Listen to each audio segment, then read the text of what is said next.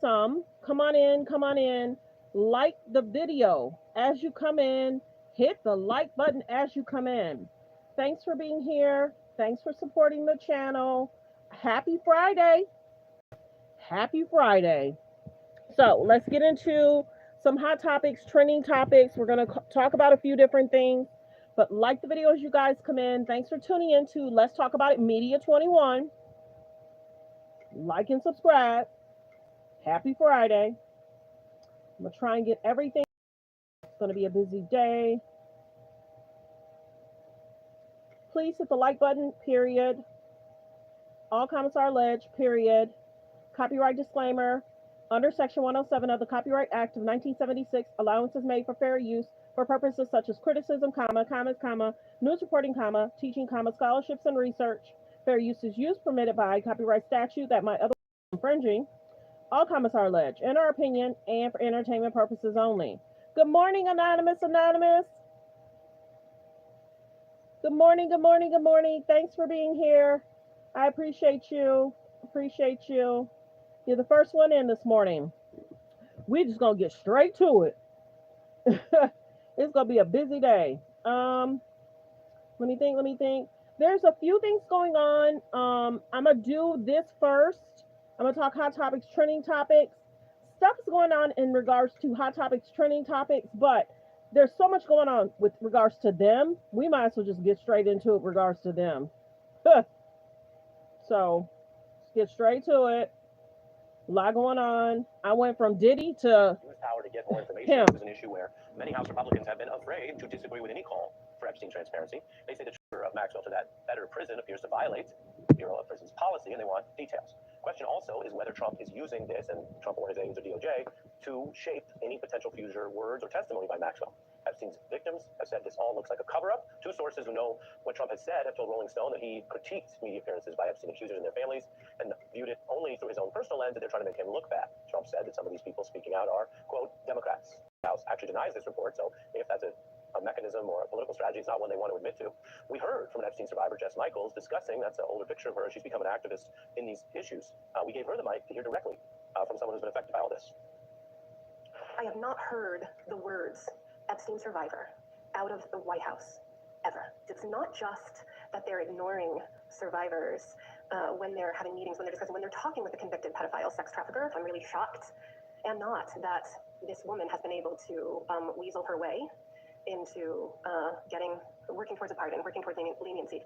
Concern there, the prison leniency for Maxwell. The Hill has been reporting on the affirmative action on Epstein that Congress is planning for September. It is summer. Regular people are living their summer lives and maybe following the news a little less, but the evidence is that for many different reasons, the news will stay on this issue and Epstein and Trump's problems with it well past Labor Day when everyone comes back to work. Indeed, it's one of the rare things we've seen have support from the MAGA podcast right to the anti-Trump left. And speaking of anti-Trump concerns, we're seeing fresh protests over the use of federal power and troops in our nation's capital without any great emergency. Of course, there are times where you welcome the National Guard, but this summer deployment has smacked of a pretext for autocratic tactics by Trump, according to many critics. Here's some of what we hear in the scene.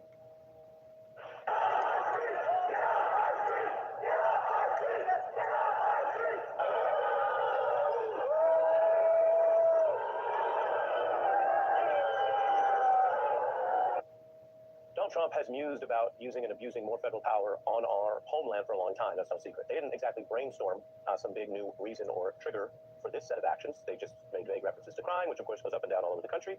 Many key crimes that are measured in D.C. are down. There certainly isn't a kind of a riot or ongoing emergency that would justifiably normally bring out the guard. There's polling that Trump's not doing well. He's actually dropped 9 points, interestingly, among conservative-leaning Americans, people who say they are either Republican or leaning. 83% is still a base. But we checked, it's the lowest number of this second term. He's going in the wrong direction, while Pew shows overall 60% of Americans disapprove of this. There's the splintering on the right, which feels different than, as they say, back in your day, although you're still here, so I don't mean any which way. But you're on the new mediums, which is I always find interesting about you. You're posting online and you engage with the pods. You engage with more podcasts than frankly, the Democratic nominee was last year. And they are less relentlessly partisan for the GOP than, say, Fox. So it is a different ecosystem, and I'm going to play Rogan for you and then get your thoughts. Good morning. Thanks for being here, everyone. On Fox, we monitor it. I support their free speech. They can say whatever they want. But hour by hour, James, they say Donald Trump is handling immigration perfect. Couldn't improve on it. 100% A+ rating. And Joe Rogan is a conservative, and has supported some aspect of limiting new migrants into the country. That's his policies. Has a very different take. Here it is. Like the video, like the video as you guys come in. Like the video as you guys come in. Thanks for being here. Thanks for supporting the channel. Has a very different take. Here it is. There was a visceral reaction that a lot of people had to the idea of people just showing up and pulling people out of schools and pulling people out of Home Depot and pulling people that were just hardworking people that maybe snuck over here because they didn't have a legal way to get over here. But since they've been here, they've been good people and they're a part of communities. And that's what freaks people out, because when people thought about ICE, they thought, great, we're going to get rid of the gang members. They didn't think, great, you're going to get rid of a landscaper. From a Trump voter there with a lot of audience, your thoughts? Well, yeah, Joe Rogan, I got smart. I never viewed him as a kind of doctrinaire right winger. He's more into male resentment and phenomenon. He knows his audience pretty good. And two things is it's a tenet of a lot of conservatives. There's something going on with this child sex stuff, and they feel like they're vindicated because the Epstein thing tends to prove that they had a point to start with. The other thing is, I know a little bit about that ethic. In fact, they do. So not all of them, not only most of them, a significant part of the Joe Rogan audience kind of admires hard work. And man, let me tell you, if you take a 10-year-old, 8-year-old, you walk 400 miles to get in the United States, I'd say, come on in, man. We got a place for you, Eddie, right here. Because I think he understands. I think he's an instinctive marketer, and I honestly think he was a pretty good one. And I think we made a big mistake in not going on his show. I don't think he's some modern day version of Rush Limbaugh at all. I think he's more sophisticated. Well, you bring it up. I mean, people learn over time. There was a loud, I don't know how represented it was, but there was a loud liberal Democratic wing saying that for Bernie Sanders to engage with him or take his endorsement itself was bad. Pretty rare to take a powerful person with a lot of audience. You can disagree about many things and say, no, don't tell your people to vote for me. Yeah, the word is loud. They're not very effective. They really don't win elections. They have very limited cultural power. It's mostly in museums and foundations and academia and entertainment. I think that they just make a lot of noise, and they try to latch on to anything. But I mean, if you're proud of what you are, as I am, I'm proud of my political philosophy. I'm actually a proud Democrat. I'll go anywhere. Sure, come on, or no, anytime you ask me, I'll go on Sean Hannity. I'll go on Jesse Waters. I'll go on anybody, because I feel like what I have to say, people are going to want to buy it. Like the video, like the video. Fair use reaction clip. Let's continue. As we know, he's not happy with a few people in the world right now. We're going to get to this clip. Like the video as y'all come in, though.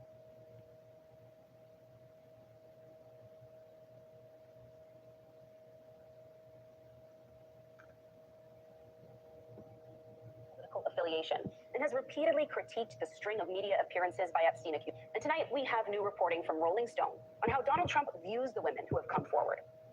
Trump has said that some of these people speaking out are, in his words, clearly of a Democrat political affiliation, and has repeatedly critiqued the string of media appearances by Epstein accusers and their families, arguing that some of them are just trying to make him look bad.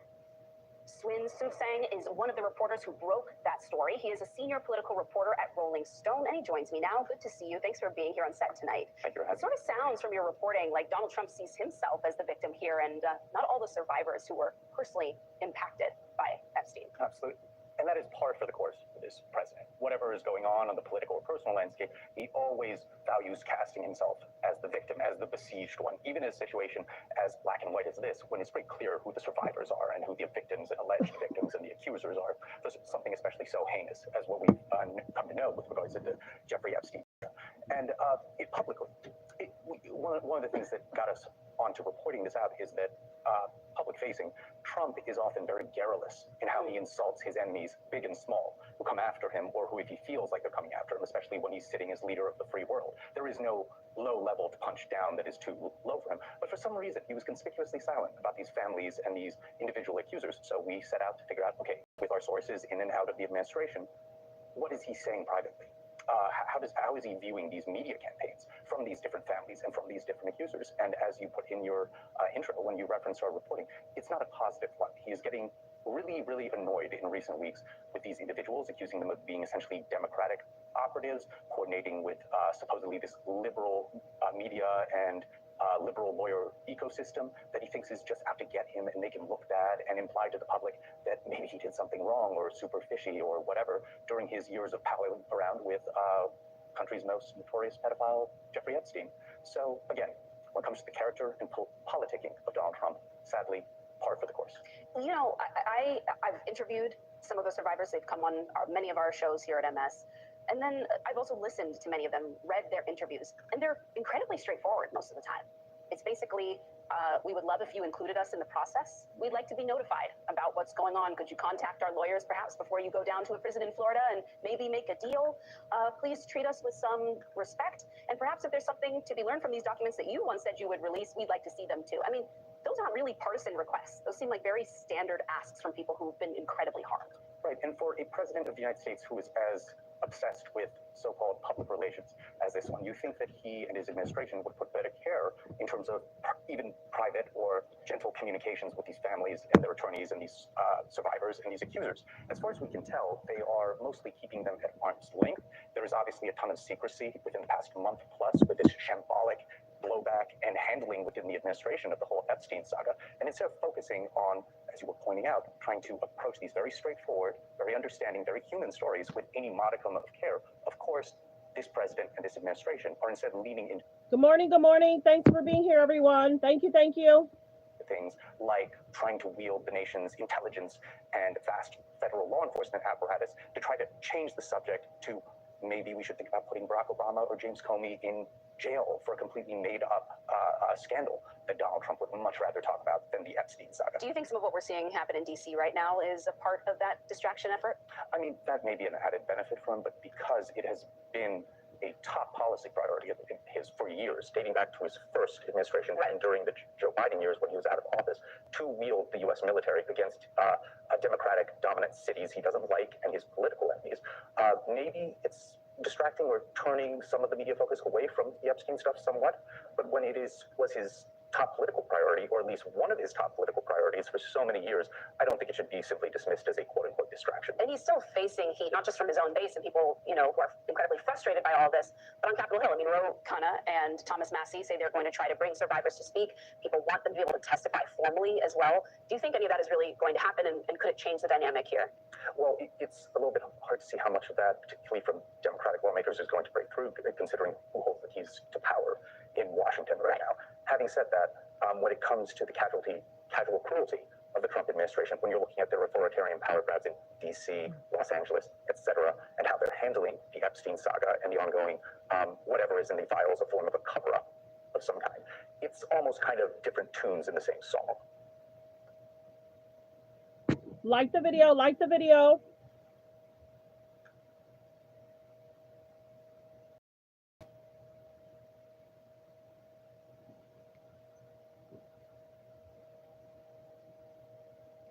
Thanks for being here. Hit the like button as you come in. Hit the like button as you come in.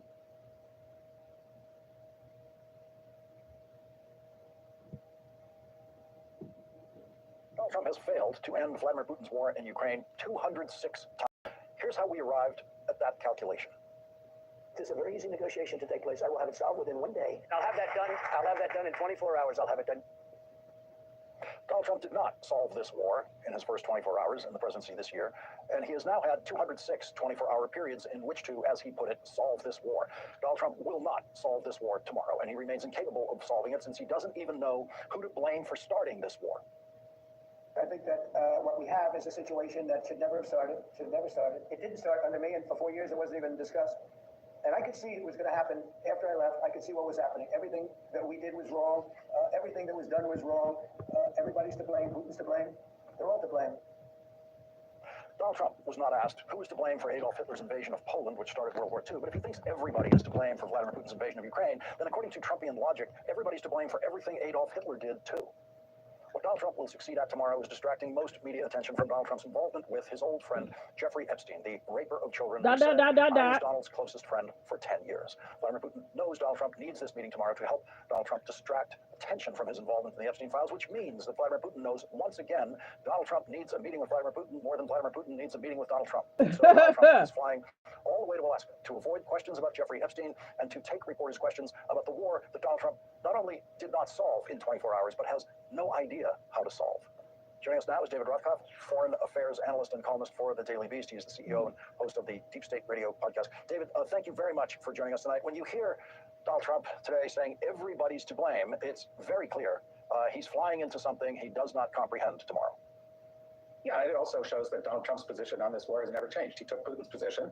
He tried to share the blame with the Ukrainians. He has said that the Russians are entitled to the lands they've claimed, that people of Crimea want to be part of Russia.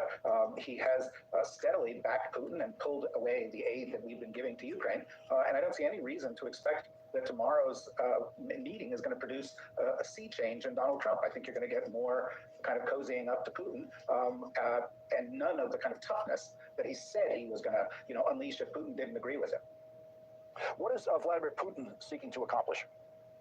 Well, I think Vladimir Putin, first of all, has already gotten something big, right? He's been isolated by the West ever since the escalation of the war in Ukraine, and has only been seen, I think, by two Western leaders, Slovakia and Hungary. And now he's being invited to the United States, hosted in the United States. That's a big win for him. You've also got Trump and Witkoff and other people in the Trump administration talking about things other than Ukraine, about how there could be economic cooperation, how we can normalize with the Russians, how we can, have arms control agreements with the Russians. So Trump is helping Putin change the subject. Putin's winning, and he's winning. And I'll say one other thing. The biggest wins Putin's going to get tomorrow, we probably won't know what they are, because there's going to be a private meeting. There are going to be no note takers. We're not going to know what happens in that room. And that's the room where a lot of Europeans and where Vladimir Zelensky believe Trump is effectively going to sell Ukraine down the river. David Rothkopf, thank you very much for joining us tonight. Thank you.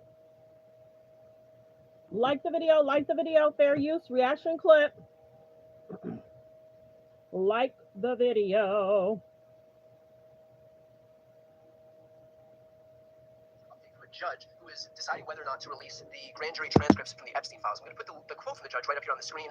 A member of the public, appreciating that the Maxwell grand jury materials do not contribute anything to public knowledge, might conclude that the government's motion for their unsealing was aimed not at transparency, but at diversion, aimed not at full disclosure, but at the illusion of such. So first and foremost, can I have your reaction to a judge coming out and basically giving up the game on Trump's behalf in terms of why he was looking to release the transcripts from these grand jury testimonies from the Epstein files?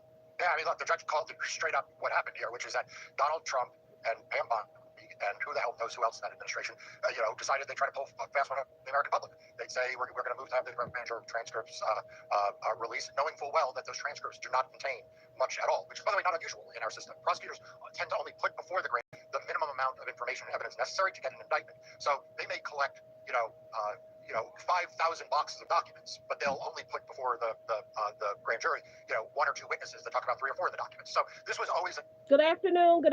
Thanks for tuning in. Thanks for being here. Set up, and it is great to see a federal judge calling it out as such.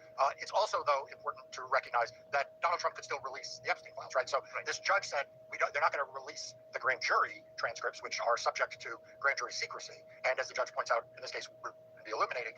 But that wouldn't prevent the Department of Justice from releasing, I imagine, just an enormous avalanche of other materials that they have that are not covered by those rules.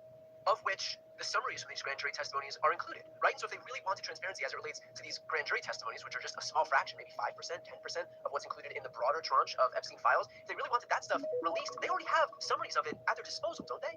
Well, they have better than that. I mean, essentially, the way that criminal investigations work in terms of witness testimony is that FBI agents interview a lot of people, right? They interview every witness, every potential witness. They chase down leads. They collect documents, right? Please hit the like button. Thanks for being here, everyone. They are out doing the spade work of figuring out who did what, who, and how, and who might have seen what. And they do that. And all of those interviews get recorded. They get written up as summary interviews, okay? So there is a summary of every interview that gets written up. You sometimes hear the term FBI 302. That's what these are called. That's the form number that these things are written up on. And ultimately, the prosecutors and the FBI agents go through all of the mountain of information that they gather in those interview summaries, and then they decide what is it that we actually need the grand jury to hear. And so sometimes they may hear a little piece from 1 or 2 witnesses who were interviewed for hours, right? They may have been interviewed for 8 hours. So there's a witness interview summary that can go on for pages upon pages upon pages. And then they'll be like, okay, well, let's just take that witness and put them in the grand jury for 10 minutes or 15 minutes or for an hour to just provide a portion of that testimony for the grand jury. Sometimes they don't even put the witness in. They'll just put the FBI agent in and say, I conducted this investigation. I interviewed all these people, and this is basically what I found. But those raw summaries of interviews are where all of the information that you'd want to know about who is in the Epstein files, right? Because that is the FBI collecting all of the information. So when we talk about the Epstein files, one of the big tranches of information are these summaries of interviews conducted by FBI agents, written down by FBI agents, and none of that, to be clear, none of it is protected by grand jury secrecy rules. All of it is at the fingertips of Kash Patel, Dan Bongino, and Pam Bondi. Okay, they literally could press a button on their computer and it would just all appear. Okay, and the fact that they are not releasing those tells you everything you need to know about what's in there. Now, obviously, you want to redact the names of the victims, or if they interviewed a woman who was a girl that was a victim, we redact her name, or if they referred to others, redact their name. But otherwise, this would be very, very easy to produce. And that's before you get, by the way, to all the records that they may have seized from Epstein, his own email, his own documents, calendars, stuff that Maxwell may have had, stuff that the girls and women may have given to the FBI. That's why we get to the documents, just on the testimony interview front. That would be low-hanging fruit that in the course of a few days they could compile and they could put on the internet, or they could put them in those fancy binders that they put the bullshit documents into and hand down at the White House. But Donald Trump doesn't want that, and you know why, and I know why. He doesn't want that. Right. Well, look, I think it's beyond clear why they even went this route to get grand jury testimonies, knowing full well that judges aren't going to release it unless there's some legal reason to do so. But it's not customary, nor do they have the authority to be able to release these grand jury testimonies. And if they really did want this stuff out, again, they would just release it themselves. But this has still become a really potent talking point on the right. A judge and say, oh, look, there you have, Donald Trump wants transparency. He claims that he wants transparency. He even went to the court to get these things unsealed. It's the communist Marxist judges who are covering up for the Clintons and their pals, these Democratic billionaires. So that's the talking point that we see. And so when we see that online, for example, when we see it on Twitter or any of these online spaces, what would your reaction, your response to those people be who are making this claim by suggesting that Trump wants transparency and in fact that it's the judges who are burying this stuff? All right, everybody needs to listen to this. Right now, the FBI, Cash Patel, and the Department of Justice, Pam Bondi, and therefore, for all practical purposes, the White House and Donald Trump, have gone through all of these records. We know that, right? There have been various press reports in which FBI agents were dispatched to work 24 hours a day, 7 days a week, to go through every last Epstein file. And what they did at the White House, what they did at the FBI, what they did with Pam Bondi, is they then basically said, we have two categories of stuff. On one hand, we have tens of thousands of pages of interview notes, of interview summaries, and other source documents that we could release tomorrow. And guess what? Donald Trump's name is in a number of those documents. I'm not here to say how it's in there or what it says he did, but I think it's safe to assume his name is in those documents. Then they said, now we have this other group of documents, which is like 3 or 4 documents. 3 or 4 transcripts of 3 or 4 witnesses who were here before grand jury, which, by the way, a judge is not going to let us to release anyway. But Donald Trump's name's not in those documents. So what we're going to do is we're going to tell the American public we're releasing these. We're releasing the 3 or 4 documents. The judge won't allow them to be released anyway, but are totally sanitized because that's what we put before a grand jury. It doesn't mention Donald Trump. While we are going to hide the boxes upon boxes, the reams and reams of paper where Donald Trump's name appears. And they think you're stupid enough, everyone, that they're going to pull this off. You can't let them do it. Okay? They're hiding the ball in plain sight. If they want to release the Epstein files, all they need to do is release the Epstein files. Now, you then wouldn't get the 3 or 4 grand jury transcripts that aren't telling you anything anyway, but you're getting the interviews of those witnesses, you're getting those interviews of a lot of other witnesses, and you're getting a lot of other stuff. This is a con game by a con man enabled by Pam Bondi, Cash Patel, and the rest of them. We pretty much take it all. Fridges, dishwashers, couches. Like the video, like the video. They notice before 3 weeks in advance. Fair use reaction clip, like the video.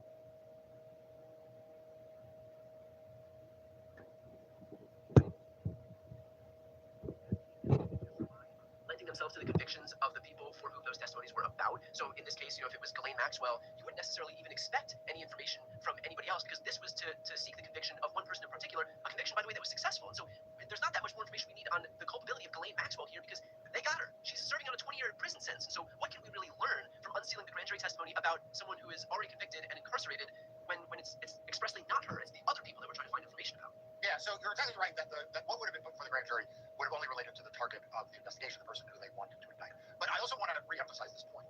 Even as to that person, it wouldn't be all the evidence.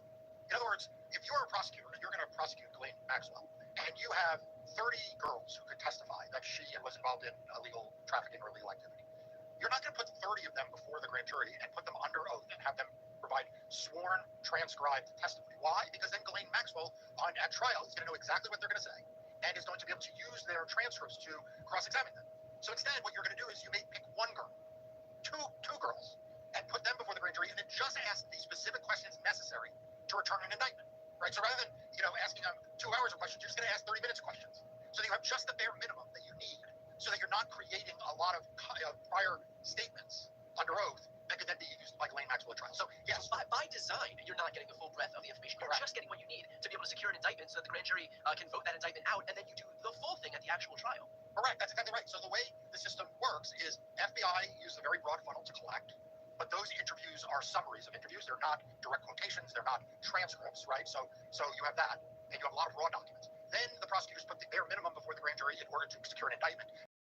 you get a much broader picture again, sworn testimony, cross-examination, and the like. That's just how the criminal justice system works in the United States. There are lots of reasons to say that, this is not a fair system for defendants. I can imagine people listening to think, well, that doesn't sound very fair for a criminal defendant. And there are a lot of people in the criminal justice system who say, that's exactly right. All of this information should have to go before the grand jury. But it doesn't. That isn't the system. And so if Donald Trump wants the Epstein files released, if Kash Patel wants to make good on his promise and Bongino's promise to release the Epstein, Pam Bondi wants to make good on her promise to release the Epstein files, there is all of this material that could be released, and none of it is covered by grand jury secrecy because none of it was testimony before the grand jury. It was summaries of interviews given to FBI agents in people's houses, in government buildings, in coffee shops, wherever it is, but it wasn't in the grand jury.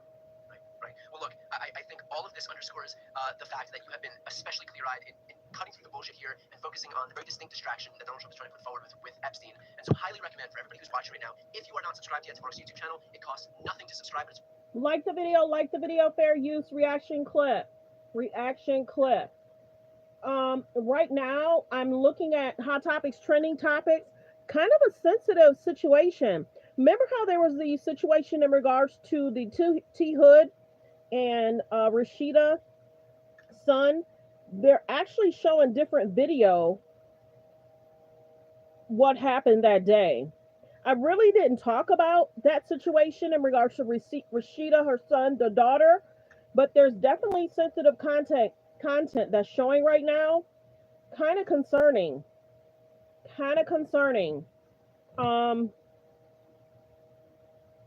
lot of times when it's sensitive content like that, I'm cautious of what to put on because a lot of times we don't know what's happening in the news and media. Two of them, rather, entered the U.S. illegally under the Biden administration, the other in late 2016. So when they say that Rashida and Kurt's son is a suspect, now we're seeing content of was the brother assisting the sister from the pictures of what happened to her. So you guys, this is a lot of times in regards to media, things take a quick turn. Now there's inside video in regards to what happened at T. Hood's house. Now there's video of what happened in T. Hood's house. Oh my goodness. Okay, let's get back to it. I'm gonna do Hot Topics, trending topics for sure. That definitely took a turn. Under former President Obama's watch. Let's bring in Tricia McLaughlin. She is the Assistant Secretary for Public Affairs at the Department of Homeland Security. Here's the rap sheet on these three collectively. 14 counts of attempt murder, 49 counts of assault. These are bad dudes. These are the ones that, not maybe these three in particular, but it's the group of individuals the Democrats keep seemingly defending. No way, it's crazy. These are the individuals that we are going after. When we say we're going after the worst of the worst, John, that's not a talking point. That's the fact. 70% of those illegal aliens who have been in this country who we've arrested either have prior criminal convictions or pending criminal charges. But that's just the tip of the iceberg because that doesn't even include those who are wanted for crimes in other countries, such as murder. It doesn't include Interpol notices. It doesn't include gang members, known or suspected terrorists, human rights abusers. So this is the perfect example of who we're going after. Between the three of them, 14 counts of attempted murder. Those are not people who want to be your neighbors or be living on American streets. Yeah, I remember a couple of weeks ago, maybe 3-4 weeks ago, we had the case of those two, I think it was Omaha, Nebraska, that they were arrested. One of them had an Interpol red notice against them, and they were still allowed to come into the country, which clearly would indicate that nobody ran them through any kind of a database before they paroled them in the country. No, exactly. Actually, just 2 days ago, we arrested 2 individuals who were wanted in Mexico for brutal murders, including murder with a machete and shooting someone. Those people are considered non-criminals by the media. All right. So there's a detainer that's been lodged against these three by ICE. They're currently in the custody of Nassau County. Nassau County is a Republican county, Republican-administered county. How do you expect the handover will go when they're eventually released to ICE custody? They will face justice for their crimes. No, but is this going to be we're going to let them out on the street and you have got to run in, or will this be an actual handover? This will be an actual handover. We expect that they will honor the detainer and arrest and deport them, and they will go back to their home country to serve justice there. Yeah, I want to talk about recruitment in ICE because this is a real success story. But to get into that, I want to play a little soundbite from Delia Ramirez, who, of course, was the one who said in recent days that she's a proud Guatemalan first before she's American, member of Congress. This is what she said about ICE. Listen here. Come home and let me tell you, all over the country, we will continue to stand up for our rights, and we will continue to call out the terrorist organization that is ICE. You took issue with this on X a little while ago. Oh, the free-loving American should take issue with this. This is a sitting member of Congress who's likening our law enforcement that is enforcing the laws on the books in Congress. She's comparing them to terrorists. That is absolutely despicable. But not just that, she's bragged publicly that members of her family are in this country. Let's continue. Fair use reaction clip.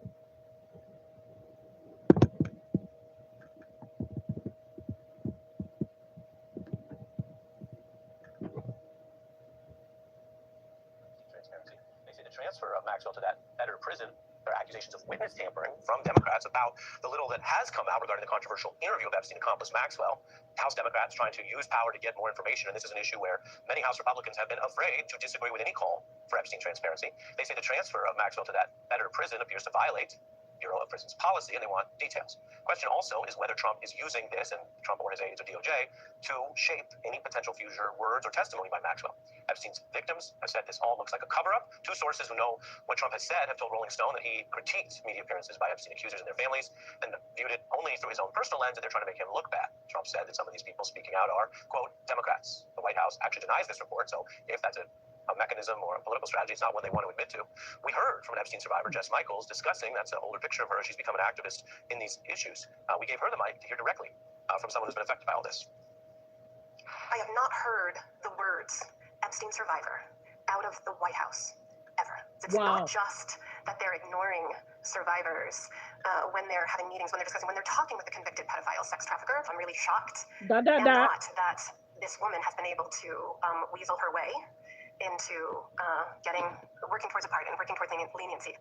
Concern there, the prison leniency for Maxwell. The Hill has been reporting on authoritative action on Epstein that Congress is planning for September. It is summer. Regular people are living their summer lives and maybe following the news a little less, but the evidence is that for many different reasons, the news will stay on this issue and Epstein and Trump's problems with it well past Labor Day when everyone comes back to work. Indeed, it's one of the rare things we've seen have support from the MAGA podcast right to the anti-Trump left.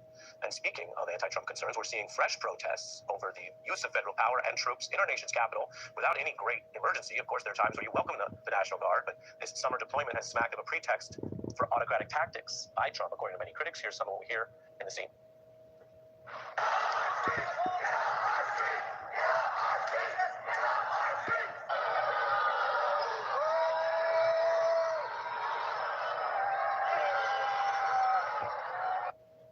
Donald Trump has mused about using and abusing more federal power on our homeland for a long time. That's no secret. They didn't exactly brainstorm some big new reason or trigger for this set of actions. They just made vague references to crime, which of course goes up and down all over the country.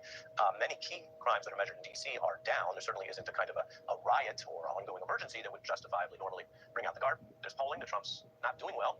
He's actually dropped 9 points, interestingly, among conservative-leaning Americans, people who say they are either Republican or leaning. 83% is still a base, but we checked, it's the lowest number of this second term. He's going in the wrong direction, while Pew shows overall 60% of Americans disapprove of this.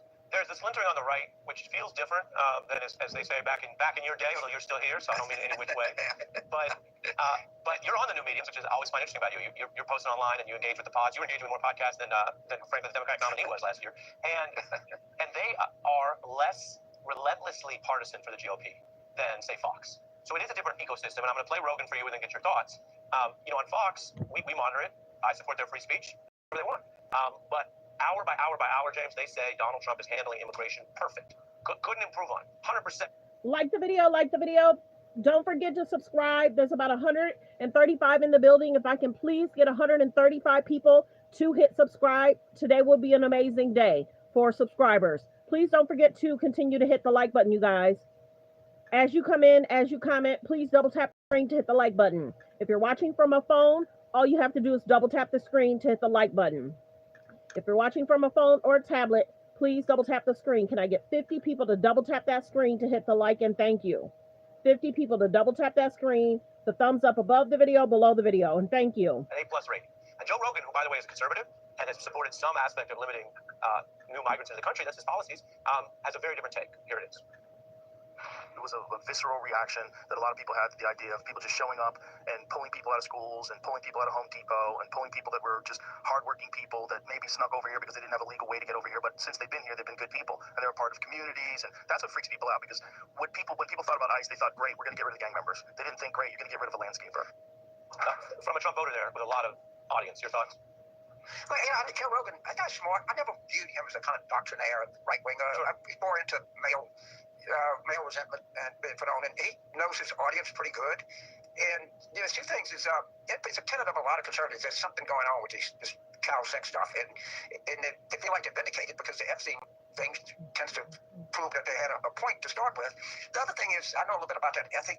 They do, so not all of them, I don't know if most of them, a significant part of the Joe Rogan audience kind of admires hard work. And man, let me tell you, if you take a 10-year-old, 8-year-old, you walk 400 miles to get into the United States, I'd say, come on in, man. We got a place for you right here. Because I think he understands. I think he's an instinctive marketer. And I honestly think he was a pretty good one, and I think we made a big mistake in not going on his show. I don't think he's some modern-day version of Rush Limbaugh at all. I think he's more sophisticated. When you bring it up, I mean, people learn over time. There was a loud, I don't know how representative it was, but there was a loud liberal Democratic wing saying that for Bernie Sanders to engage with him or take his endorsement itself was bad. Pretty rare to take a powerful person with a lot of audience, you can disagree about many things, and say, no, don't tell your people to vote for me. Yeah, the word is loud. They're not very effective. They really don't win elections. They have very limited cultural power. It's mostly in museums and foundations and academia and entertainment. I think that they just make a lot of noise, and they try to latch on to anything. But I mean, if you're proud of what you are, as I am, I'm proud of my political philosophy. I'm actually a proud Democrat. I'll go anywhere. Sure, come on, or no, anytime you ask me, I'll go on Sean Hannity. I'll go on Jesse Waters. I'll go on anybody, because I feel like what I have to say, people are going to want to buy it. Like the video, like the video. Let's go ahead, hit this button of what he had to say. Hold on 1 second. Then we're going to do hot topics, trending topics. Sometimes I don't mix the two, but I am today.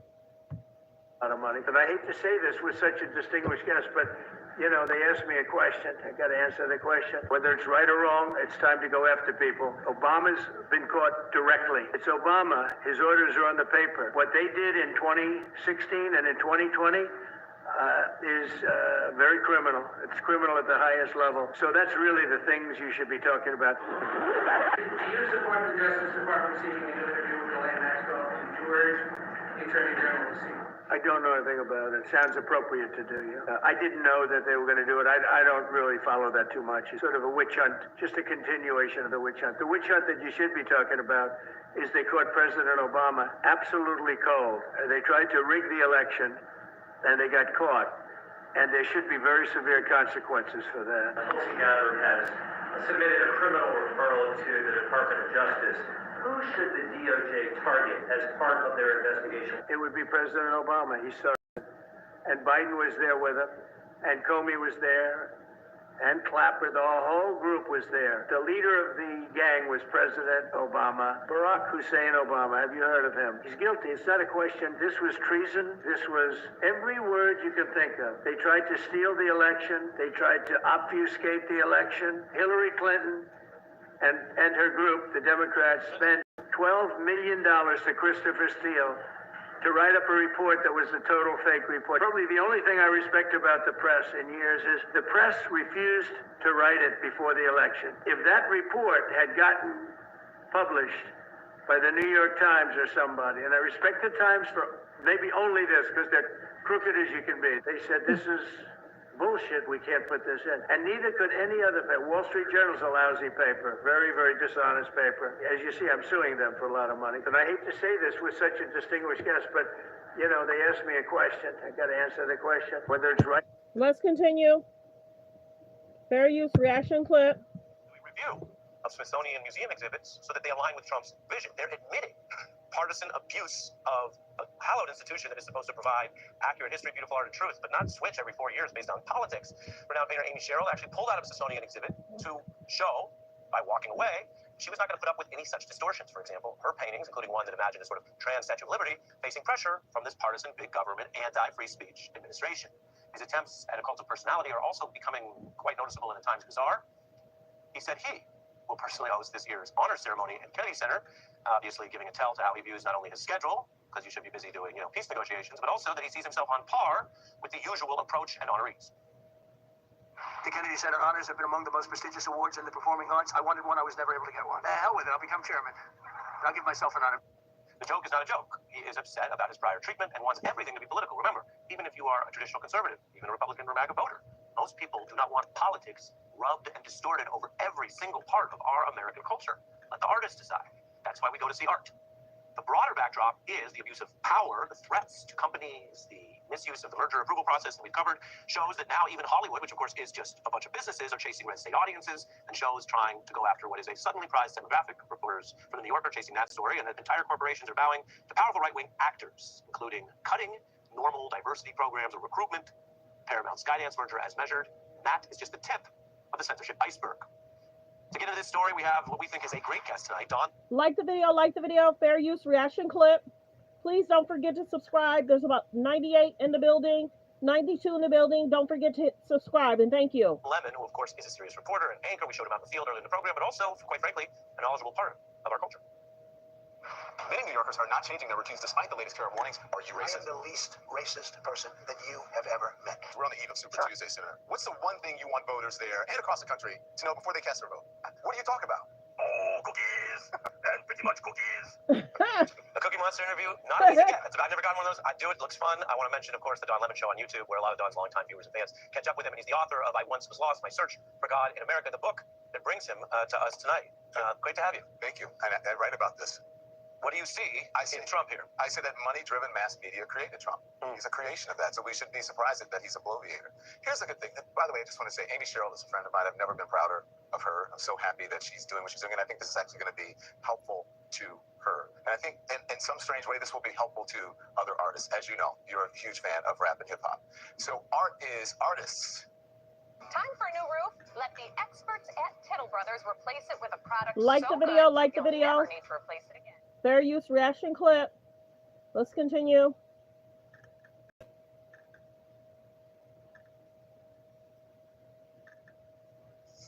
Like the fire. It makes them better.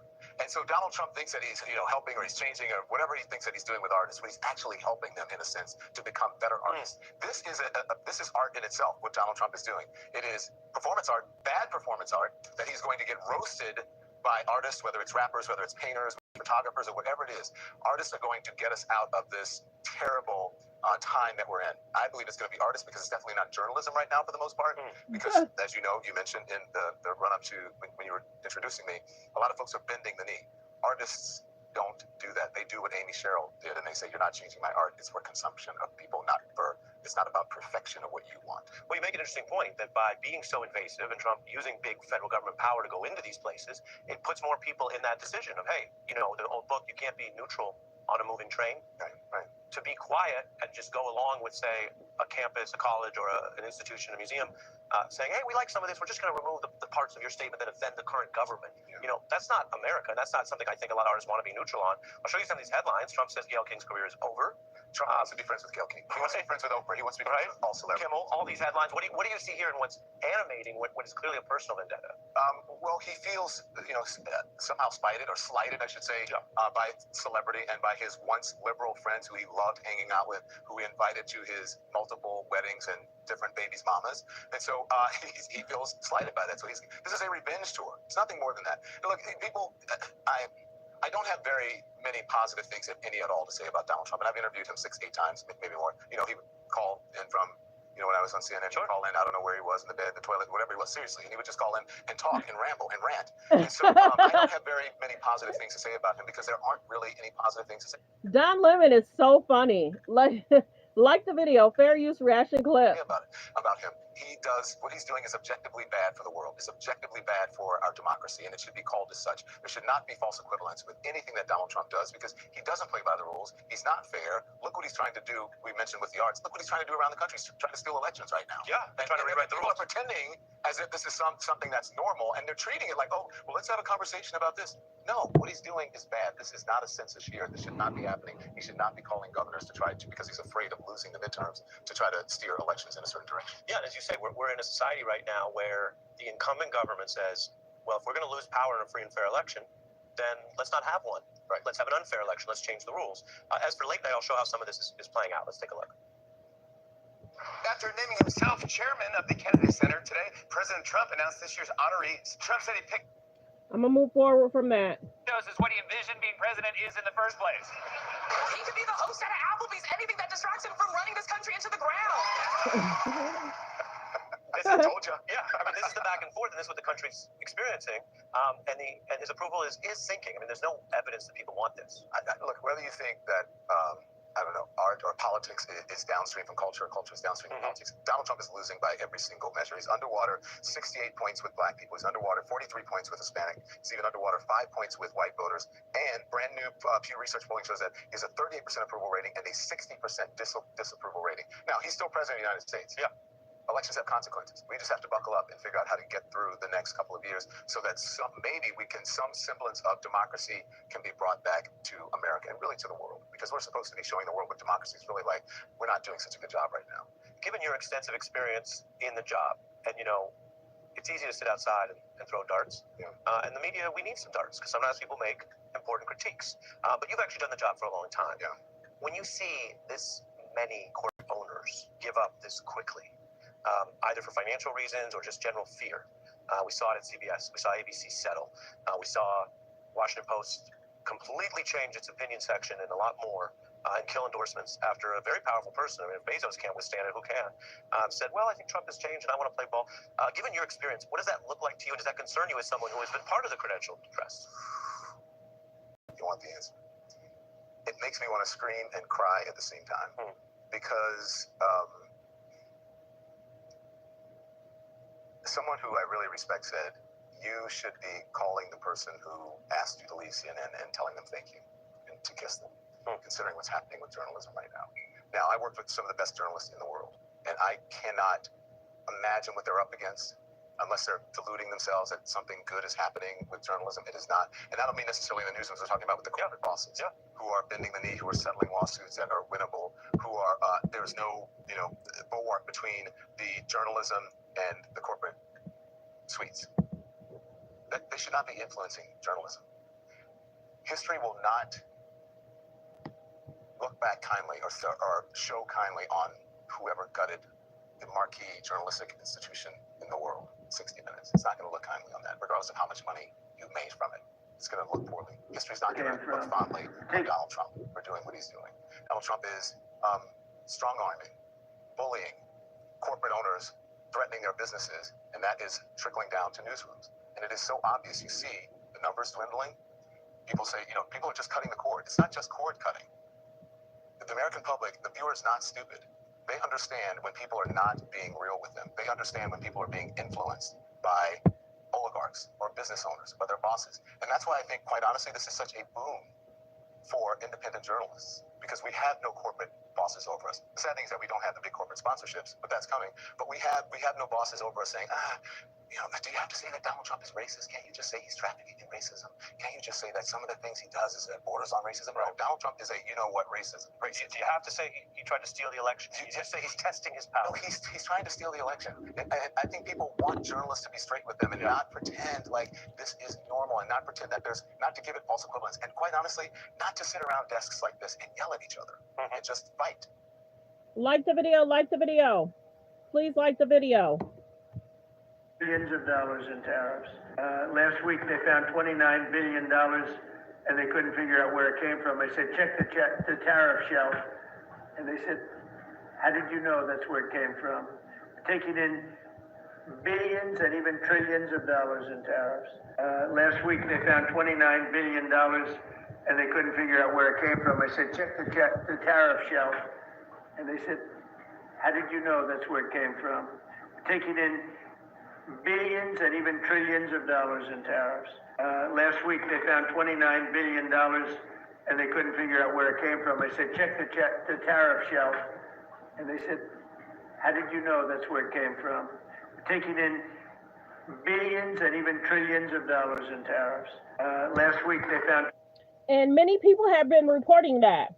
Okay, so are they going to cut a check to the American people to help them and assist them out? That's what many people are wondering. Like the video as you guys come in. Like the video.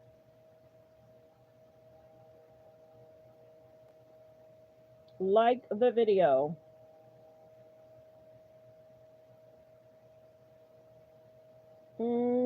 Okay, so let's get to a few hot topics, trending topics.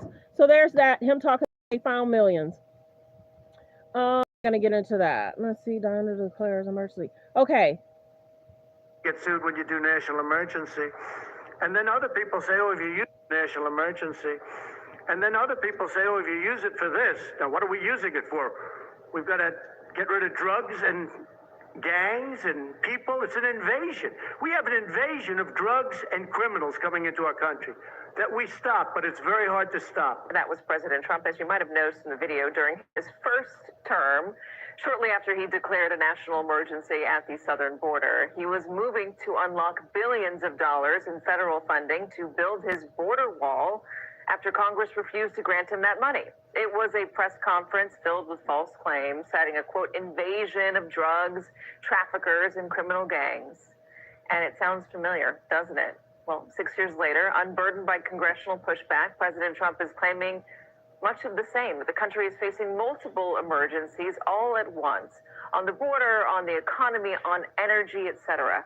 There is a clear pattern to it. Declare an emergency, cite exaggerated numbers or distinct examples to, quote, prove the need, call any contradictory data or evidence fake, invoke emergency powers to take sweeping executive action, and then condemn critics who question the need. It is a slippery slope that leads to the president's ability to declare anything and everything an emergency. As columnist Andrew Sullivan argues in his Substack, The Weekly Dish, it is the tyrant's textbook. Quote, unlike, say, Putin, who capitalized on and may well have orchestrated an actual emergency, a terror attack, to make the first big move, Trump just declares non-existent emergencies real on Twitter. And presto, they are real. He knows he doesn't even have to bother to justify them. He rightly assumes that Americans have less resistance to bald-faced autocratic lies in 2025 than Russians did in 1999. As you might rightly be pointing out right now, this is not Russia, this is America. The founders foresaw the possibility of a power-hungry populist, and guarded against him with checks on the president's power, i.e. separate branches of government, which is true, yes. But what the founders did not foresee or could not protect against is what happens when those branches don't want to check the president's power. I expect to be sued. I shouldn't be sued. Very rarely do you get sued when you do national emergency. And then other people say, oh, if you use it for this, now what are we using it for? We've got to get rid of drugs and gangs and people. It's an invasion. We have an invasion of drugs and criminals coming into our country that we stop, but it's very hard to stop. That was President Trump, as you might have noticed in the video, during his first term. Okay, so there's that. Remember when Trump promised?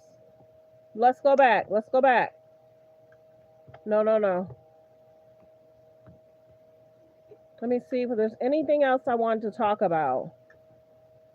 Successfully recovered the so-called missing minute from the surveillance footage of Jeffrey Epstein's prison cell on the evening that he died. Let's pull that up.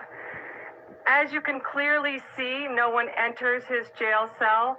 As far as the mysterious orange shape that appears here, somebody did a coloring. Somebody did this in regards to a video of color and crayons, because many people were wondering where's those missing minutes. Remember that? Okay, if y'all didn't know, yesterday, I'm gonna be general today. Yesterday, Willow Smith posted a picture in regards to asking where something is. Then the next day, she comes out and basically saying, okay, y'all should have a sense of humor. Sometimes celebrities will do stuff for media attention, clicks, and views. Right now, a lot of people aren't laughing about certain situations. There's a lot going on in the world. We get it, but certain celebrities will hit that live button. Seeking attention. And people were like, we didn't ask for that. We didn't need that. We didn't ask you to type that. We didn't ask you to go live. So when you go live, and then the next day, you say people need to just chill out and have a sense of humor, you're seeking attention, sweetie. Go sit and talk with your dad. Go sit and talk with your mom. There's a lot going on over there. And maybe that's a distraction of how she feels, what's going on. And maybe it's the distraction. She wants some distraction. I don't know. Maybe she wanted some attention. I don't know. But go look up what Willow posted. And now people are reacting. And they're basically saying, sis, chill out, sit down. I saw a video. I wish I could play it, but I can't. I saw a video of a guy saying he basically really concerned about all the Smiths. He was basically like, I'm concerned about all y'all. He was kind of like, why are you posting this? Post something about world peace. Post something about the city you live in. Things are safe. Now that things are happening in DC, you know, we're hoping things are going to be safe all over the world. Yeah. Wishing well to the homeless. You know, you're going to relocate them, find somewhere for them. You know what I'm saying? But to post what she posted, it was her live. She grown. She can do whatever she wants. But little Duval is responding. See, I can't get into because I have to be careful with YouTube. But go look at what she posted. And people are saying, sis, Willow, are you okay? Sometimes celebrities just want attention. And sometimes people say, we didn't need that. We didn't want that. We didn't ask for you to post anything like that. There's just too much going on in the world for that to be posted. It is what it is. She can post whatever she wants. She can say whatever she wants. But people are responding saying, sis, that wasn't needed. Let me see. Yeah, this is just them saying, did you get off the roof okay?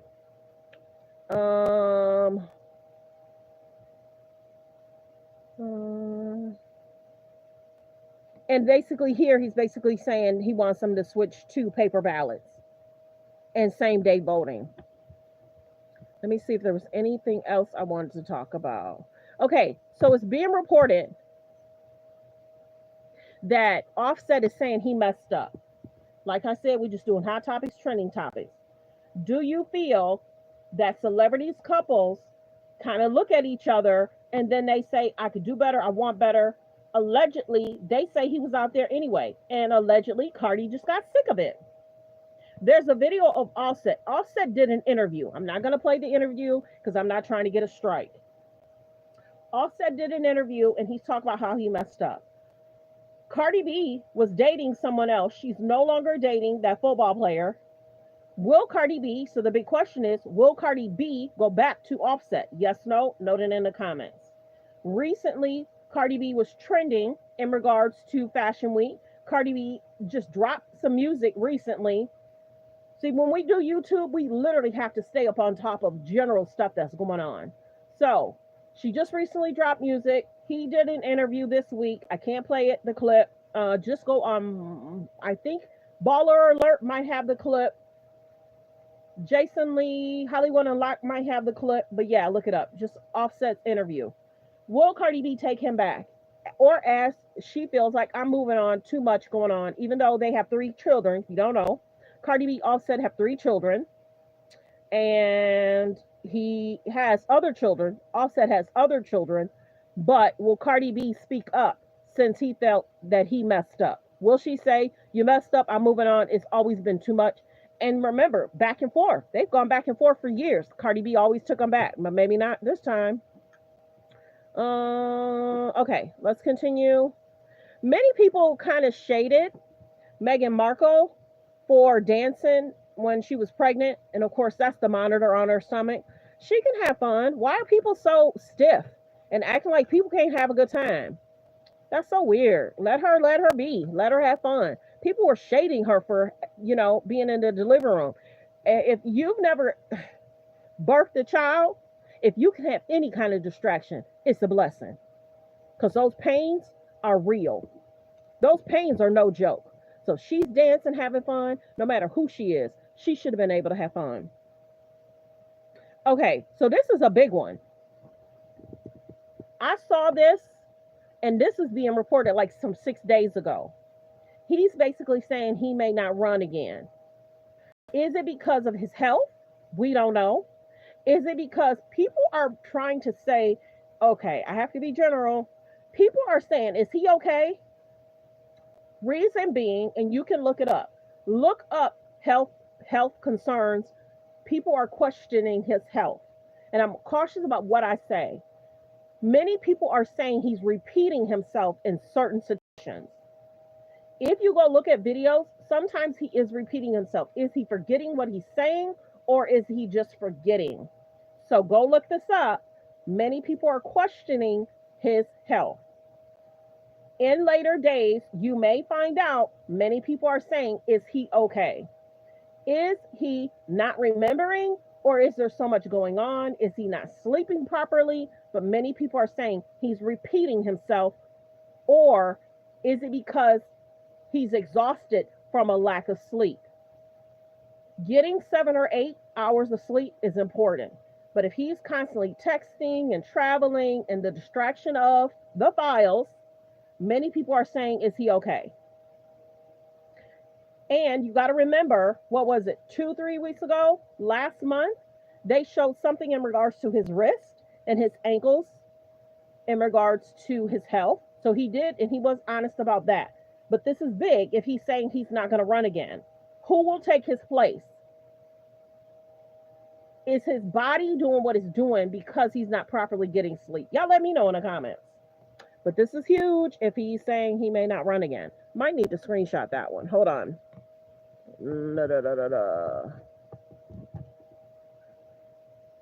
Hold on. Okay, so let's continue. Fair use reaction clip. Tom Cruise turned down the invite to receive the Kennedy Center honor from Donald Trump. Yeah, a lot of people are not fooling with him, even if there's honors, awards going out. Many people are trying to avoid connections with, because they don't want to be a part of the distractions. Let's see. Now, if you guys did not know, I'm seeing this. DC Attorney General files a lawsuit against Donald Trump administration following the recent takeover of the local police department. I don't know if you guys knew that. This is the second time I'm seeing this. They have filed a lawsuit against him.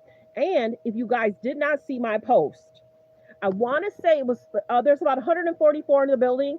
Please hit the subscribe button. If all 144 hit subscribe, today will be an amazing day for subscribers. Please subscribe. We're trying to hit 50K by next month.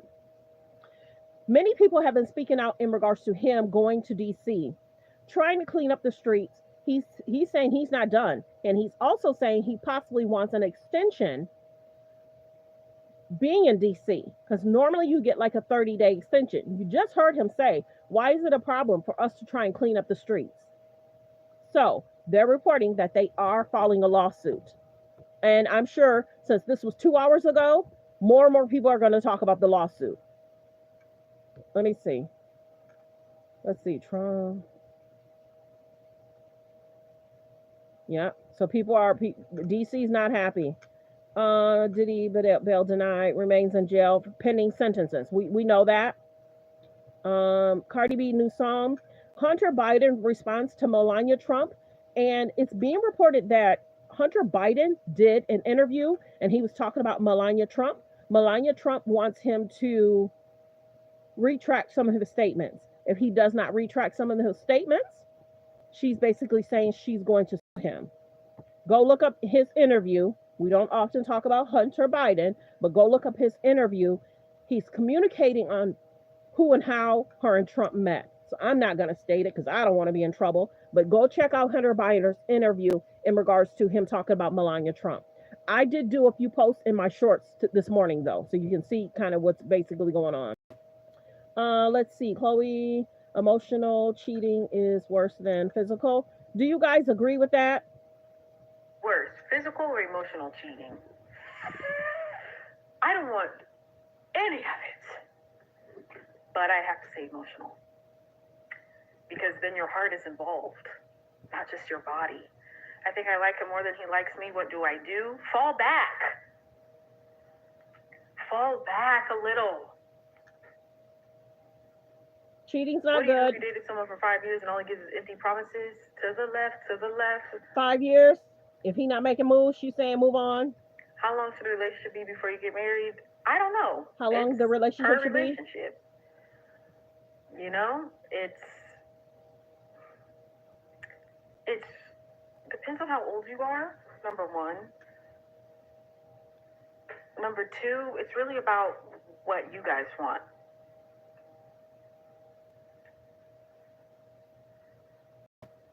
Ooh, someone said ex hitting my... What's worse, physical or emotional cheating?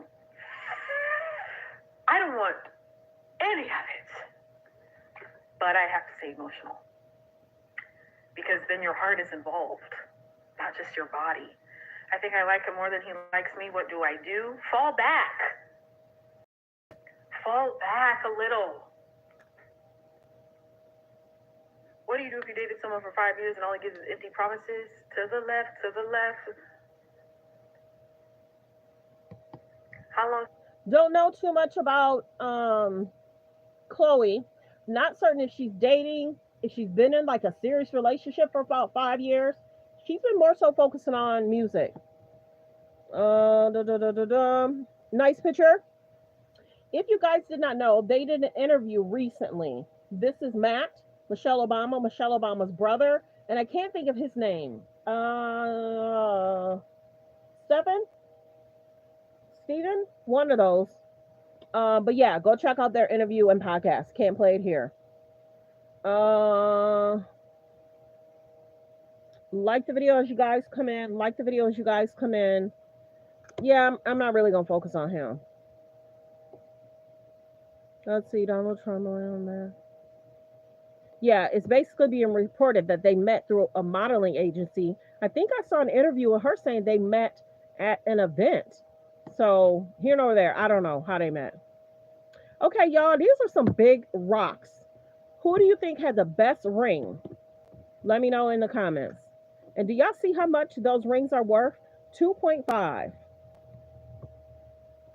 1 million. That's a huge rock. Elizabeth Taylor, 8 million. J-Lo, 5 million. Remember when Mariah Carey had that ring for 10 million? People were like, girl, we get it. People were like, why are you dating him? Why are you with him? What's really going on? Nick, go say Mariah. 10 million? 10. That ring is huge. Paris Hilton, 5 million. Grace, 38 mil. You know how long ago that was? And then we just recently reported on this. Hers was worth 5. Okay, well, there's that. Oh, my goodness. Was there anything else? She was trending for a while, not getting into it. See, back in the day, they posted, and Melania may know a lot. When you think about it, she may know a lot of what was happening around that time. You know what I mean? Many people are wondering, is Justin okay? What do y'all think about this picture? It's amazing in regards to Ice Spice and her mom. Ice Spice is 25 and her mom is 43. Could you tell that, or would you think that this is one of her homegirls? The mom don't look like she aging at all. 43 and 25. The mom looks amazing. Let me know in the comments how y'all feel about Ice Spice.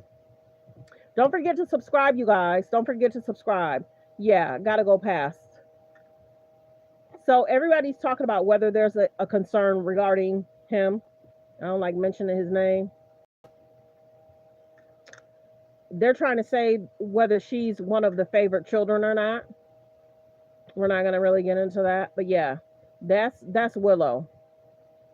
So I already talked about Melania's threatened to sue Hunter Biden for $1 billion. We talked about that. Opinion. He would much rather take over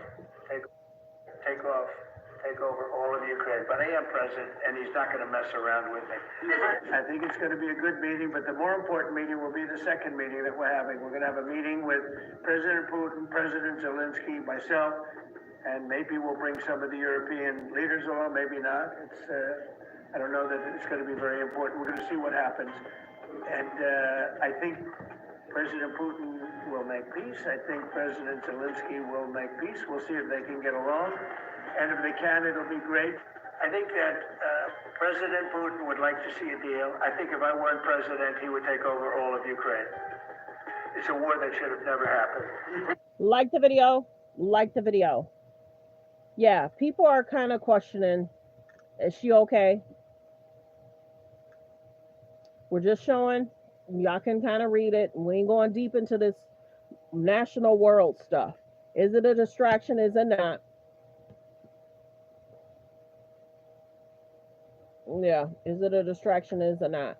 So this is where they're talking about DC officially sues Donald Trump for the hostile takeover. Do y'all think it's hostile? Do y'all think that he's doing this for media attention, clicks, and views? Or do you think it's time? Sometimes when there's a situation that sparks in the media and people say, no one's doing anything about it, do you think that he should have helped? And then allegedly he's trying to go to other cities. So let's get into this video. Like the video as y'all come in. Of fighting crime in the city. This presence includes Customs and Border Patrol, seen here last night parked in front of a DC subway restaurant, or these FBI agents in full gear as a couple appears to enjoy a relaxing date in DC's Navy Yard neighborhood. This isn't exactly Gotham City here, regardless of what Trump and the right-wing echo chamber want to promote. And yet he and his administration are already laying the groundwork to extend this authoritarian takeover, despite the fact that his authority is only good for 30 days without proper congressional approval. Well, if it's a national emergency, we can do it without Congress. The president's authority is never over. The president's going to do what he has to do. I don't want to call a national emergency. If I have to, I will. But I think the Republicans in Congress will approve this pretty much unanimously. Unfortunately, Trump is likely right about Republicans in Congress who have shown absolutely no interest in exercising the kinds of checks and balances outlined in the Constitution. But when Trump gets pushback in other parts of his administration, can't handle it very well. In Maryland, the president is currently trying to sue every single federal judge in the state over a deportation-related order. That suit is not going Trump's way, as the judge assigned to the case said he was skeptical. In California, where Trump deployed the National Guard and active duty Marines against the wishes of local and state authorities, litigation is ongoing. But Trump isn't content to limit his strongman posturing to government functions. He's also long been desperate to dominate the culture. Today announcing that he will host the Kennedy Center honors, admitting that unlike previous years, he interfered in the selection of honorees and, quote, turned down plenty. But as Trump forces himself into every aspect of American life, the residents of Washington, D.C. are speaking out, speaking against him. In the past 5 years, it's gotten extremely better. I don't hear gunshots. Never had a break-in. He's trying to trample over everything that's been put in place, that's happened. You can't erase history. For it to be asserted by others that the federal government wants to take over other cities, that's crazy. I actually was concerned coming downtown today because I hadn't been downtown since he said that, so I wasn't sure what I would encounter. D.C. residents weren't afraid before, but Trump's authoritarian actions have made them feel safe in the city now. As The Atlantic put it, he's treating the district as his own personal fiefdom. Joining me now is Reverend Al Sharpton, host of Politics Nation here on MSNBC and founder of the National Action Network, and Alencia Johnson, former senior advisor to Kamala Harris's 2024 campaign and author of Flip the Tables, the Everyday Disruptor's Guide to Finding Courage and Making Change. Alencia, I will start with you this evening. You are in and around the Washington, D.C. area. Just tell us a little bit about how the city is reacting to this. How do people feel? Is it affecting traffic? Do people not want to go downtown? What's D.C. like right now? Listen, a lot of what those residents said does ring true here, but was actually even more clear as a lot of people we know in the D.C. area are very much politically active. They are advocates, and they are also people, if we look at the demographics and the way that people vote here, they are people who speak out against Donald Trump. And a lot of those folks are black and brown folks. And so I'm saying that to say that these people are feeling a bit frightened, a bit like, I actually don't want to stay in a city that is a police state. And so if I don't feel as though my freedom here is safe, I have to consider other options, and maybe I have to decide whether or not I'm going to leave the city. I think there's a real understanding here in the D.C. area that these pictures we're seeing, they are reminiscent of what we've seen in other countries in history, and that we are repeating itself. And so it will be interesting to see how this continues to play out, as I believe the National Guard just got here today, and they're bringing more troops throughout the rest of the week. Rev, I've had a lot of people that I spoke to in the city describe this as basically federal stop and frisk. And, you were in New York, you and the National Action Network fought against stop and frisk when that was sort of the regular way of policing in New York City. What's your perspective on what's happening in D.C. right now? Does it have any actual connection to policing, or is it just authoritarianism? Well, I think that if it does have something to do with policing, and I have my doubts, but it would be bringing stop and frisk to the district. But several things jump out at me. One is that he named other cities. He named after Washington, he said Los Angeles, Oakland, Chicago, and New York, all of whom have black mayors. Like they are in those cities with high crime rates that have white mayors or white population. So it's the criminalizing of black people and the criminalizing of blacks in higher office. This is the same man that sat 3 hours ago and watched people assault, beat, and threaten cops and law enforcement on January 6th and did nothing. He called the National Guard then. And when he got put back in office, he pardoned them. So some of the most violent people we've seen in Washington, he pardoned. And lastly, I think that this is a lot about let's flood the zone, and people are not talking about Epstein in my face anymore. They're saying he's going after those black criminals. Well, we want criminals off the street, but the crime rate is going down in Washington and others. But even then, we want criminals off the street because the majority of the people that are victims of crimes are us. We don't apologize for criminals, but they're not after criminals. They're looking for a way around it. Sorry, their audio's bad, but we're going to get through it. Like the video, like the video. They're talking with Al Sharpton right now. Like the video as you guys come in. There's about 96 in the building. If I can get 96 people to please hit subscribe, and thank you. Epstein case had a way to go after these black men. I want to play this soundbite for you, Alicia, from Jeannie Pirro yesterday talking about D.C. and crime. Get your thoughts on the other side. What about preventative? Do you or the president plan to do anything to address the root causes of crime in D.C., such as truancy? My job is to try to heal the victims and prosecute the criminal. Everybody else can deal with rehabilitating the individual. I honestly am not concerned about why they commit crimes. My concern is if they commit crimes. If you want to get like the video, like the video. Number and address off the internet. Fair use reaction clip, like the video. Thanks for being here, everyone. Please hit the subscribe button to subscribe to the page. We're trying to hit 50K by next month. Alicia, clearly, these folks are only going to be in the city for 30 days, at least for this particular extent. What does it say that Jeannie Pirro, who's speaking in part for the administration, even though she shouldn't be, is not interested in solving any issues that lead to crime? She really just wants to go in and punish. What does that say about what this administration is really doing?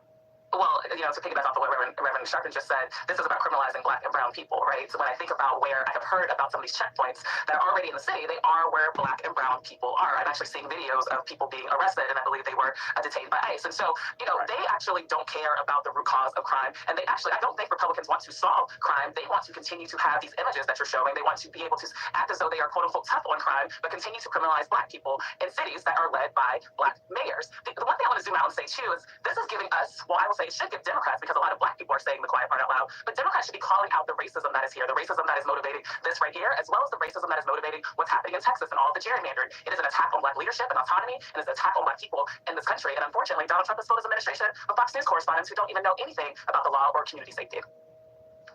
Rev, what should other cities, seeing what's happened in Los Angeles, seeing what's happening in Washington, D.C. right now, if you were having a conversation with, mayor or soon-to-be mayors in New York City or Chicago or other cities that are in blue states, because clearly Trump's not going to go to Houston, Texas, what would you advise them to do to prepare or to sort of slow down this kind of takeover should it be coming to a city near you?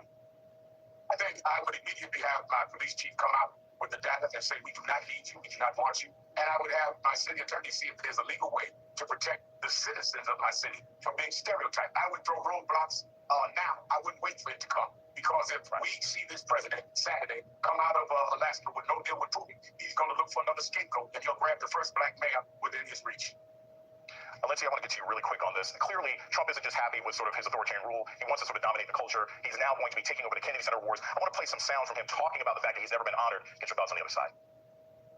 Since 1978, the Kennedy Center honors have been among the most prestigious awards in the performing arts. I wanted one. I was never able to get one. This year, it's true, actually. I would have taken it if they would have called me. I waited and waited and waited. And I said, the hell with it. I'll become chairman. I'll give myself an honor. Maybe I'm going to honor, next year we'll honor Trump, okay? It was 30 years ago this month at another award ceremony where someone got on stage and said, you don't want someone who's trying to be all up on stage and all up on your videos. Maybe you shouldn't be involved with this kind of situation. Trump clearly wants to be all up and involved in everything. What do you think the response should be of people who might get honored by the Kennedy Center after this point? Should they say no to the president? Do you think people should just take their money back? What do you think is the proper cultural response to this kind of takeover? Well, if you notice, there was a cultural response when he actually shifted the leadership in the Kennedy Center. You had of great leaders such as Shonda Rhimes and folks actually pull out. And what I think you'll see are actually those conservative, right-wing people like artists who actually support Donald Trump starting to be honored. And here's the thing, when people say that culture isn't important, if it wasn't so important, Donald Trump wouldn't be attacking the Kennedy Center and our cultural institutions. And quite frankly, I hate to say this, part of the reason we are still dealing with him is because he knows how to use culture. Like the video. Like the video. Okay, you guys, I hope you guys enjoyed the show. I hope you guys learned a lot. There's a lot going on in the media. There's a lot going on in the world. And many people are talking about, is some of this stuff a distraction? Are there health concerns? We just talked about that. If you're just not coming in, are some of these people having major, major health concerns? Like the video as you guys come in. Like the video as you guys come in. Hold on. Like the video as y'all come in. It won't work. If Donald Trump does manage to avoid questions about Jeffrey Epstein tomorrow in Alaska, those questions will be waiting for him when he returns to Washington. Every member of Congress now is getting questions about Jeffrey Epstein. The difference between Democrats and Republicans who get questions about Jeffrey Epstein is that Democrats actually answered those questions. Here is Maryland's Democratic Senator Chris Van Hollen in a town hall tonight. Why won't they release the Epstein files? Couldn't let you leave. So they should release the Epstein files right now. And they obviously have the power to do it. I mean, this is something, if if you rewind the tape, Pam Bondi and so many others said that everyone should have access to the Epstein files. And I agree. I think there's enough of a public interest here, and that the victims of these terrible crimes deserve to have transparency and accountability. These are, I think people recognize just how horrible what happened to these young women and girls was. Don't forget, please subscribe. There's about 112 in the building. Please don't forget to subscribe. We're trying to hit 50K by next month. Please hit the subscribe button. If all 112 hit subscribe, it'll be a great day. Thank you. And continue to hit the like button. Thank you. And the perpetrators should be known, and they should be held accountable. And you can release the files in a way that protects the victims, but doesn't protect the perpetrators. Donald Trump's approval rating has dropped to 38%, but that is not the worst polling number Donald Trump faces tonight, because 71% of Americans think Donald Trump knew some or a lot about the sex crimes committed by Jeffrey Epstein against children before the investigations into Jeffrey Epstein even began. And the majority of Republicans think the same thing. 56% of Republicans think Donald Trump knew some or a lot about the sex crimes committed by Jeffrey Epstein. 56% of Republicans. It is at this low point in Donald Trump's public support that he has chosen to try to rig congressional districts in Texas to give Republicans 5 more Republican seats in the House of Representatives, so that Donald Trump can guarantee that Republicans will control the House of Representatives and he won't be impeached by the House of Representatives during this term of his presidency. There is only one state bigger than Texas, and that state has the power to crush Donald Trump's Texas plan for controlling the House of Representatives. And the governor of that state stepped up today to accept the challenge from Donald Trump and Texas Republicans. Here's the good thing about California, folks. We're the size of 21 state populations combined. We're the 4th largest economy in the world. We're not a small, isolated state. I know they say don't mess with Texas. Well, don't mess with the great Golden State. And so we're here with our state of mind, with the clarity of our purpose and conviction, to recognize that we need to reconcile living in. We do have agency. We're not bystanders in this world. We can shape the future, and that's what we intend to do today. Here he is once again trying to rig the system. He doesn't play by a different set of rules. He doesn't believe in the rules. And as a consequence, we need to disabuse ourselves of the way things have been done. It's not good enough to just hold hands, have a candlelight vigil, and talk about the way the world should be. We have got to recognize the cards that have been dealt. And we've got to meet fire with fire. And we've got to be held to a higher level of accountability. So that's what this is about. It's not complicated. We're doing this in reaction to a president of the United States that called a sitting governor of the state of Texas and said, find me 5 seats. We're doing it in reaction to that act. We're doing it mindful of our higher angels and better angels. We're doing it mindful that we want to model better behavior, as we've been doing for 15 years in the state of California with our independent redistricting commission. But we cannot unilaterally disarm. We can't stand back and watch this democracy disappear. We can't stand back and watch this democracy disappear district by district all across this country, not just in Texas, but in Missouri, where J.D. Vance went just a week ago, in Indiana, in places like Ohio, in places like Florida. We need to stand up, not just California. Other blue states need to stand up. We need to be firm in our resolve. And so the fight against Donald Trump and Trumpism is now engaged in a way it has never been engaged before by California and its governor. Governor Newsom reminded the country that this all started with a desperate phone call from Donald Trump to the Republican governor of Texas, asking the governor to find him 5 more House seats in Texas. They want to rig these elections, and they want the power that gerrymandering provides, because they know what Donald Trump knows. He's going to lose the midterms. He knows de facto his presidency ends in 17 months. Why else would you try to rig the system? Why else would you make the phone call? He's a failed president. Donald Trump sent his masked ICE agents to loiter outside the building where Governor Newsom was speaking today as yet another demonstration of how Donald Trump wastes the deployment of federal agents and federal troops for his own amusement and his own purely political stunts. Who else sends ICE same time have a conversation like this? Someone who's weak. Someone who's broken. Someone whose weakness is masquerading as strength. The most unpopular president in modern history. An economy that's collapsing all around him. You saw the new wholesale prices going up almost a full percentage point today. Inflation is going up. Job creation going down. He's trying to rewrite history, Smithsonian, censoring historical facts. And in the spirit of what Adam Schiff said, he's trying to put America in reverse. On voting rights, civil rights, LGBTQ rights, on women's rights. He wants to bring us back to pre-1960s world. That's what this is all about. It's about power. And I want to end on this. and we are about to give power back to the people. Governor Newsom explained that there's a big difference in the way California will redistrict congressional maps of that state. This is the difference between what's happening in Texas and what's happening here in California. You receive a phone call from the President of the United States to then quietly go in the back room and start drawing maps and legislatively try to jam them through against the consent of the people. We're doing precisely the opposite. We're working through a very transparent, temporary, and public process. We're putting the maps on the ballot, and we're giving the power to the people. This will be the first redistricting that's ever done. That's the difference. We tried to raise the standards, and these guys are not playing by any set of rules. So this time requires us to act anew, not just think anew. And so this is what fighting Donald Trump looks like. Gavin Newsom and California Democrats have found a way to fight Donald Trump's attacks on democracy by using democracy against Donald Trump. And so the biggest state in the union, the richest state in the union, has finally been provoked to show Donald Trump just how much power that state has.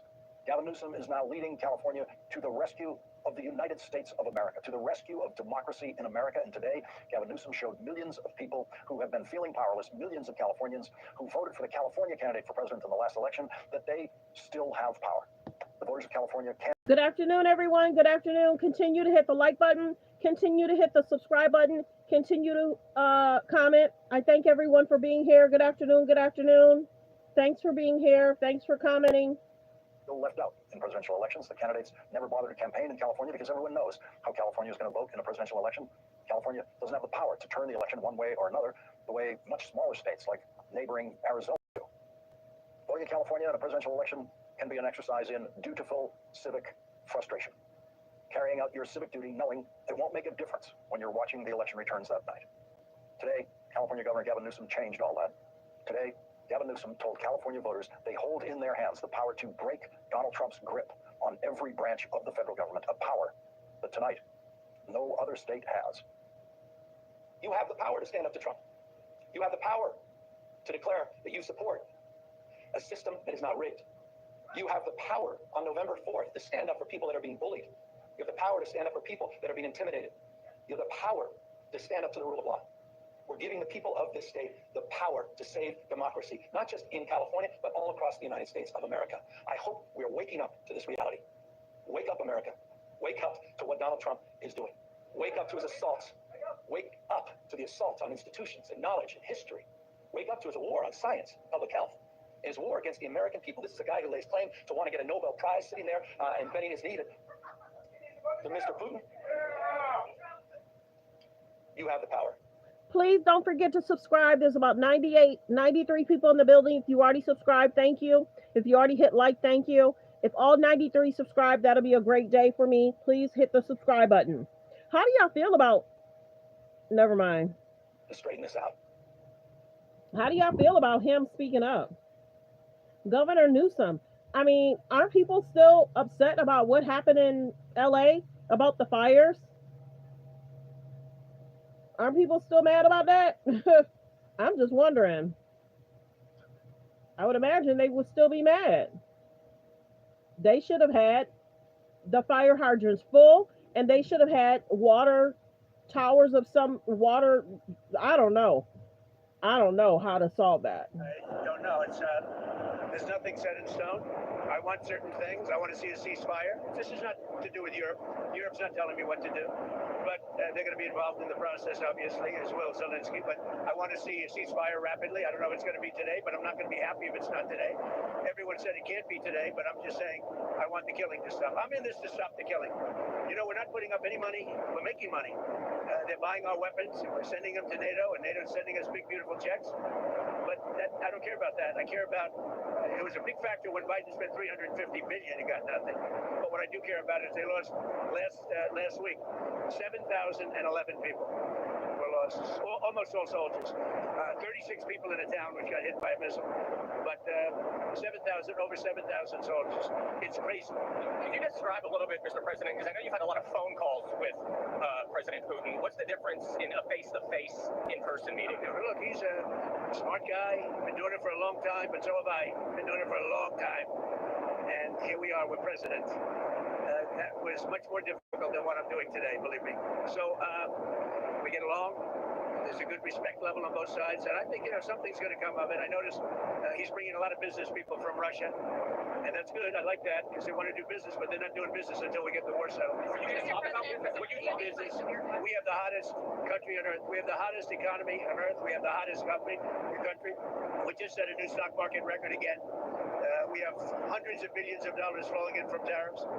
We're the hottest country. We were a dead country, like doornails, a dead country. 1 year ago, we were dead as a doornail, and now we have the hottest country.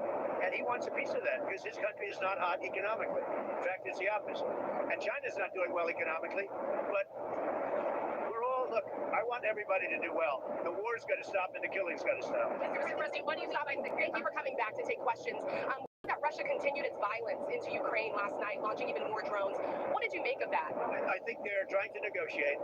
He's trying to set a stage. I mean, in his mind, that helps him make a better deal. It actually hurts him, but in his mind, that helps him make a better deal if they can continue the killing. Maybe it's a part of the world. Maybe it's just his fabric, his genes, his genetics. But he thinks that makes him, gives him strength in negotiating. I think it hurts him, but I'll be talking to him about it later. It's on the table for discussions today, Mr. President. Are the territorial swaps on the table? Will you be discussing that? They'll be discussed, but I've got to let Ukraine make that decision. And I think they'll make a proper decision. But I'm not here to negotiate for Ukraine. I'm here to get them at a table. And I think you have two sides. Look, Vladimir Putin wanted to take all of Ukraine. If I wasn't president, he would right now be taking all of Ukraine. But he's not going to do it. Mr. President, what did you mean? Just one thing. What about the possibility of the United States providing security guarantees to Ukraine? Along with Europe and other countries. Not in the form of NATO, because that's not going to, there are certain things that aren't going to happen. But yeah, along with Europe, there's a possibility of that. Mr. President, the number of business people that President Putin is bringing along, is that something that you want to discuss with President Putin at this meeting? If we make progress, I would discuss it, because that's one of the things that they would like. They'd like to get a piece of what I built in terms of the economy. Just so you know, we were a dead country with our economy. He wouldn't be interested. He wouldn't have been interested a year ago with the Biden economy. But he is interested in the Trump economy, because we're doing. Wait till you see when those factories start opening up. We have hundreds of factories all over the country, and that includes auto factories, AI factories, and every other thing. They're all coming in because they want to beat the tariffs. Because if they open here, they don't have to pay tariffs. If they don't open here, they have to pay, in some cases, 200%, 300%.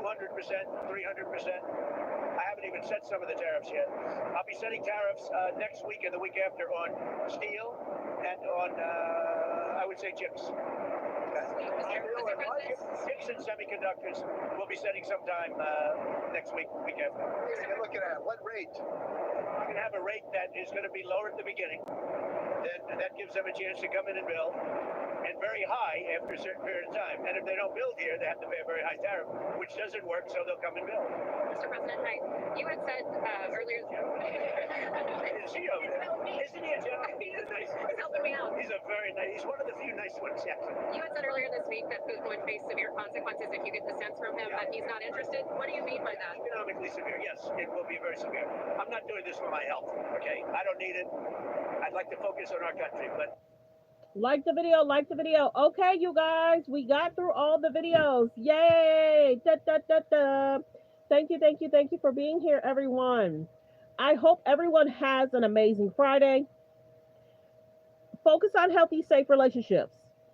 Be around people that's loving, kind, and respectful.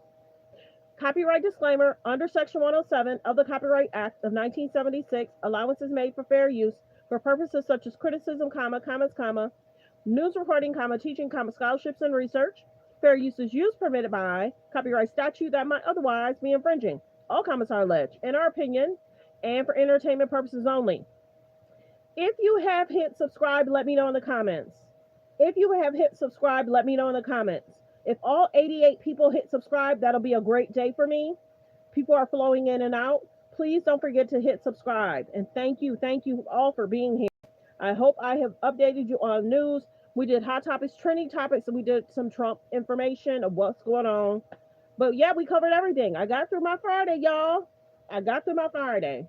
I took care of a lot this morning, had to do my videos. I did a few shorts this morning. So go check out the shorts from this morning.